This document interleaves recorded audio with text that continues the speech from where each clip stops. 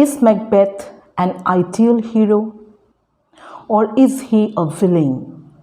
Shall we call Macbeth a tragic hero or an out and out criminal? These questions come up when we read the play Macbeth, written by William Shakespeare. In a previous video of mine on the same topic, Macbeth, on the same play, I got a suggestion, you can say a question from a student, and she wanted me to discuss this topic. Should we call Macbeth a tragic hero or a villain?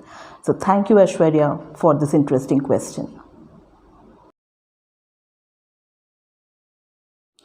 An ex-student who is now an engineer, yes, has also sent me this request to discuss this popular topic, whether this central character called Macbeth, whether we should call him a tragic hero or a villain. So thank you, Rahul. Thank you, Rahul Bhomik, for this question.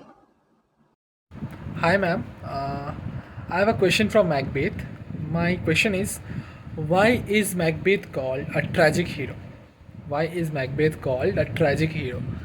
This is my question, and I know this is a very common question, frequently asked in the question papers, and it will be really helpful for all of us if you kindly discuss about this topic.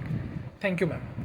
Hey everyone, I welcome each one of you back to my channel, that is English with Nilanjana. And as you have guessed already from the thumbnail, that today's topic of discussion is, should we call Macbeth a tragic hero or a villain? Should we call him an ideal hero? Well, can we call him an ideal hero after all? So the answer is, the straightaway basic answer is, we cannot call this character Macbeth an ideal hero because he does not remain loyal or faithful to his principles and to his ideals, to his morality from the start to the end of the play, right? So we cannot call him an ideal hero. Next question, should we call him a villain? Well, we should not call him a villain because, see, he wins our pity. Next, he's not a criminal from the start. He's not having this criminal bent of mind from the very opening scene. No, we find him will take off as quite a gentleman. Yeah, and people love him. He is respected by people for good qualities in his character. For some talents, he's a great warrior, and he also wins battles for his king. He loves his king, respects him. So we find certain good moral qualities in him. So we cannot call him a villain. But he does undergo several transformations and becomes quite negative towards the end. So what do we call him? So let's carry on the video forward.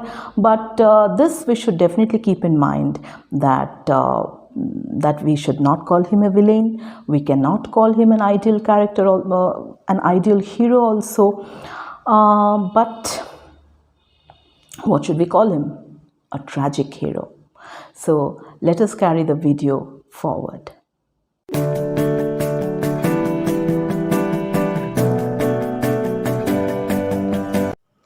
Yes, Macbeth is a tragic hero. Now, why? What are the points that you should focus on while writing an answer like this? That is Macbeth a tragic hero or not? So, the first point that you have to stick to here, that you have to explain, is that Macbeth is a tragic hero. Yes, the first point is that he belongs to a high status. He's not a common man. He belongs to a high status, and that is, he's the general he's a brave general of the Scottish army. So he belongs to a high status. Second, yes, so he's a protagonist of high rank or high status. Second is, he's super ambitious. He has the greed for power, well, for royalty and luxury. So he has that greed for power. He wants to become the king of Scotland. Maybe he wanted to become the king of Scotland. He had this hidden desire in him, and that was, that was, well, that was. that became all the more powerful desire when the witches ignited that fire by making that prediction that he is going to be the king of Scotland hereafter.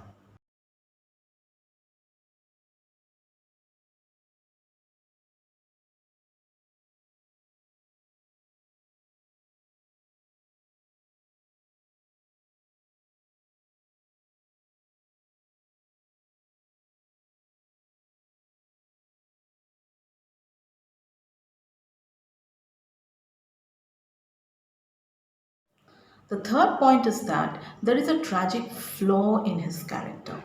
And that tragic flaw is nothing but his error of judgment. He is not able to judge between the right and wrong, and he gets carried away by those attractive predictions, firstly of the witches, and then he gets motivated by to walk on the path of evil and to commit murder by the instigation of his wife, that is Lady Macbeth. He could not stick to his own principles. So there lies the that flaw in his character, that defect in his character, that he could not uh, he could not be loyal to his morality, that weak morality. Next thing is, yes, the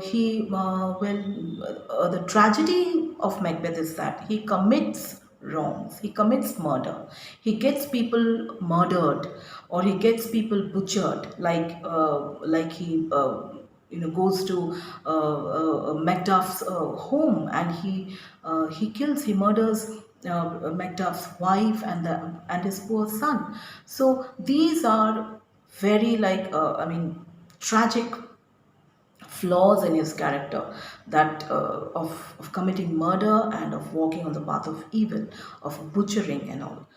And then yes, he lacks that control over his character and control over his principles and values that is there in him. And finally he becomes isolated, he becomes lonely and isolated gradually and eventually towards the end of the play. And even in the end, though he hesitates a bit at at the start to fight a duel with Macduff, but in the end he agrees to fight the duel with Macduff. Instead of surrendering and leading the rest of his life in prison, he was not ready to surrender. So till the end, he holds on to that. So that bravery, or that bravery, that ideal bravery of not surrendering, of not giving in, to an opponent, that was there in him till the end. But had he used it for better purposes, then this would have been different. So we should agree with the topic that yes, Macbeth is an ideal. Macbeth is a tragic hero and not the villain of the play or villain of the story. The next topic for today's discussion is give an idea about the dagger scene in Macbeth. Now, in Macbeth, the dagger scene is one of the most popular of all the scenes. When it is enacted or performed on the stage, this scene happens to be very, very popular. The audience thoroughly enjoy this scene when it is performed by the central character, that is the actor Macbeth. So here we find Macbeth. He has agreed finally to go and commit the heinous crime, the crime of murdering King Duncan. So he surrenders to the ferocious words and the dark plan and conspiracy that is made by his wife. So in this scene, we find, at this point of time, we find that he is walking towards the chamber of King Duncan, and on his way he actually gets a hallucination. It is a phantasm of his brain due to the mental conflict that he was going through. So he hallucinates that he sees a dagger hanging in the air, and the tip of the dagger is blood stained, and drops of blood are stained on the end, on the tip of the dagger. So he sees that dagger, and that is called the dagger scene. Now, is it an actual dagger? Definitely not. So it was just a hallucination, a phantasm of his brain, or a figment of his imagination due to the mental torture that he was going through. So that is the dagger scene. The answer follows. Please take a look at it to get the entire idea. So that's the end of the video then, guys. Please stay tuned to more videos, and do subscribe to this channel to keep me motivated. That helps a lot, really, and that gives the energy to create more content for all my students and friends and viewers. So I hope you all will read the wonderful story of Macbeth. It is such a moving story. It gives us a lesson even now in this 21st century. So it was composed, written by one of the greatest playwrights of all times, William Shakespeare. Written back in the 16th century and read even till now. So yeah, bye and stay tuned.